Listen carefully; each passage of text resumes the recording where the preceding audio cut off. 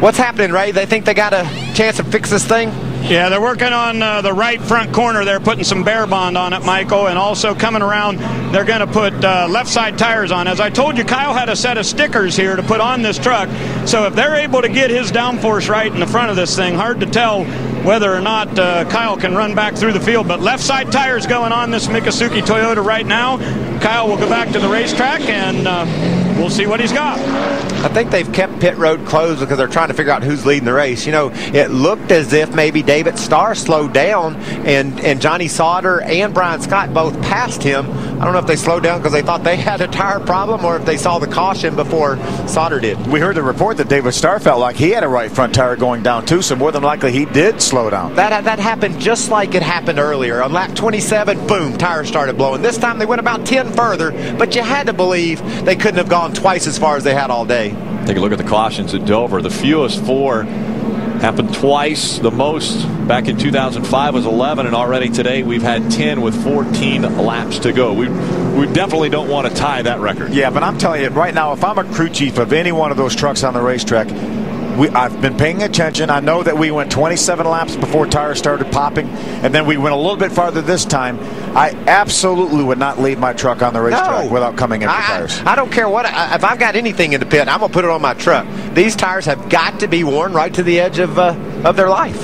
How about short runs? We've got, maybe when this restarts, 10 laps to go. Guys like Brian Scott, David Starr, they've been good on short runs. If Kyle Busch's truck is drivable, if that did not do enough damage to make that truck undrivable, then he's going to be the favorite. I don't care where he restarts this race. And we know, although he's going to have to start behind every vehicle, we're going to have a single file restart. He will have to start behind every vehicle. Adam, they're all coming in, buddy. Indeed they are, Phil, and the guy who's going to lead him down, David Starr. We've told you a couple of times he still has a set of right side stickers remaining. Jason Miller said put them on here, take your time, and make sure you get it done correctly. And about 5 pit stalls in front of him, Mike Skinner will also pit. You see him bottom of your screen. He too has right side stickers they'll put on the tires and then light it out on the racetrack, Ray. Johnny Sauter getting right sides also. His crew chief, Jason Overstreet, said we cannot take a chance of crashing this truck. Just ahead of him, we saw the T-Wee Chevrolet of Chad McCumbee coming down. They're going for right side tires also. Very, very busy down on this end of pit road, but as you guys probably noticed, the 16 stayed on the racetrack, and Jeff Hensley said, I'm going to make a gamble here. Buckle those tight belts up tight. We're going to go for the win. See, Ron Hornaday back on the racetrack. I'm telling you right, there were 4 trucks right now on the lead lap that stayed on the racetrack. Brian Scott, Dennis Setzer, Stacy Compton, and Jason White. That's a gamble. That's a big-time gamble. Huge gamble coming to the check. Don't go away, folks. It all comes down to the final 10 laps. Restart, it was Joey Logano that got into the back of him, moved him up the racetrack. Brad Keselowski goes to victory lane. By the way, Joey Logano was his teammate. So how about today's race? Kyle Busch feels the vibration, slows down, but it still blows, and into the wall he goes. But that slowing down still gives him an opportunity of possibly winning this race.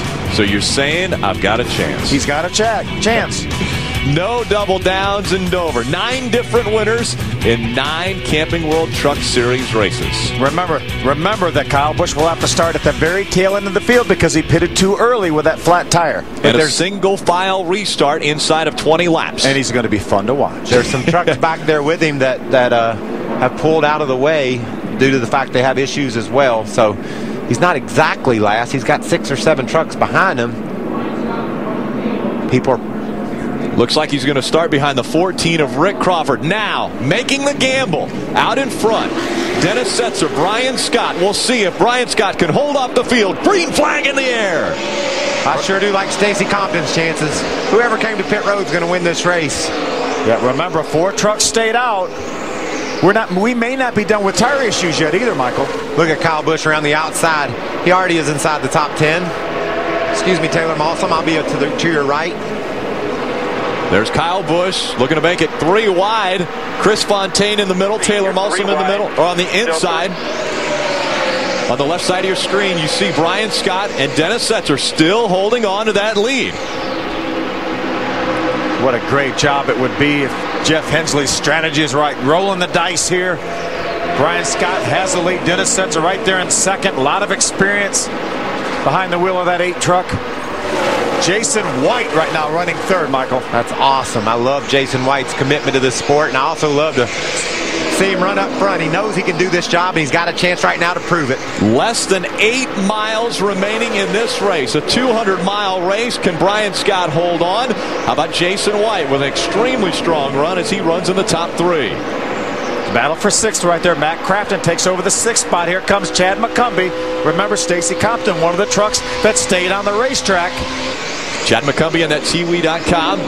07 Chevy Silverado moving to the inside of Stacy Compton, trying to take that spot away. Mike Skinner right behind. Terry Cook behind Mike Skinner. There's Mike Skinner's Toyota on board. Are you surprised that Kyle Busch hasn't moved up quicker? Well, he must have been his toe in, because that truck just, he isn't. I've been watching him out of the corner of my eye. He's just not able to make the moves he was earlier. It looks like the thing's pushing on him. Ron Hornaday brings his truck back onto pit road. It was smoking. Mike Skinner to the inside of that 60 of Stacy Compton. Here comes Terry Cook as well in the 25. What about these two trucks running first and second? This is amazing. They stay out of these old tires and are making it work. A big gamble. Brian Scott, Dennis Setzer. Will the gamble pay off? Now, 2 and 3 wide back here. Here comes Kyle Busch trying to get to the inside of Stacy Compton and trying to get by Terry Cook in that 25. See Johnny Benson very, very slow on the racetrack. Brian Scott now opened up a little bit of a lead. He's got about a 6 truck length lead. About a lap ago, Taylor Maltzman in the 81, looking at him in the back of that pack. Oh, kisses the wall as he came off of turn number 4. How about Brian Scott and Dennis Setzer pulling away from this field on the older tires? Just remember, we had tire problems for multiple trucks just laps ago. These guys are on those same tires. I know they're just on the edge of their racing shoes trying to figure out if that thing's going to make it to the finish. And they're running fast right now. Brian Scott, that last lap, ran within 0.2 of a second of his fastest lap that he's run in the entire race. And that lap was 3 laps ago. Qualifying yesterday, you said they held their breath for 2 laps. How about holding your breath now for the last 4 laps for Brian Scott and Dennis Setzer? The fastest 2 trucks on the track are these guys with the fresher tires, but they're mixing it up amongst themselves. They can't make any progress around Jason White. Both of them sideways off of turn 2. David Starr to the inside, Johnny Sauter on the outside. That is a battle for the 4th spot. David Starr trying to take it away. He has him cleared. He can move up the racetrack. He's got him. 2 laps of racing to go for Brian Scott, looking for his first ever win in the Camping World Truck Series. He's got an 8 truck length lead over the 8 truck of Dennis Setzer. Can he hold on? I can't believe that these tires are holding up for these guys. Stars coming around Jason White. Remember, a year ago, it was a strategy call for Scott Speed that made it into victory lane for him, and that was his first win in NASCAR. Could we see it again today? The white flag is already in the air. Brian Scott down the backstretch, trying to hold on for his first win in the Camping World Truck Series. Setzer's closing. He dives into turn 3 and makes some ground on Brian Scott, but he can't get there. He's going to win. Brian Scott will win at the Monster Mile. Baby, yeah! Wow. Good job, guys. Woo! Don't miss the break. I'm going to do a burnout. Awesome I'm going to do a burnout. Awesome job. Awesome call by Jeff Hensley. And Brian Scott saving those tires. Did not abuse those tires. Ray, who have you caught up with down there? One happy crew chief? Yeah, that's Jeff Hensley. And congratulations, Jeff. You guys had a strategy move there, and it paid off. I don't know if I'd call it strategy or not. I was arguing to make sure we're leading the race, and everybody ducked on pit road. But, you know, our Albertsons Toyota needed clean air. And, you know, we weren't going to pit either way. You know, we knew we had a pretty decent truck, but we had to be out front. And, you know, the guys done an awesome job on pit road to do that. And Brian drove his tail off all day. I mean, this is big. This has got it going on. I would just want to thank the Scott family and what they give us to do this. And, oh, Lordy, Toyota, I mean, this is cool. Congratulations. Jeff Hensley gets win number 9 as a crew chief, and Brian Scott gets his first win here at Dover, Delaware. And his first win in a NASCAR series. How about that? Boy, you have to be happy for a first-time winner.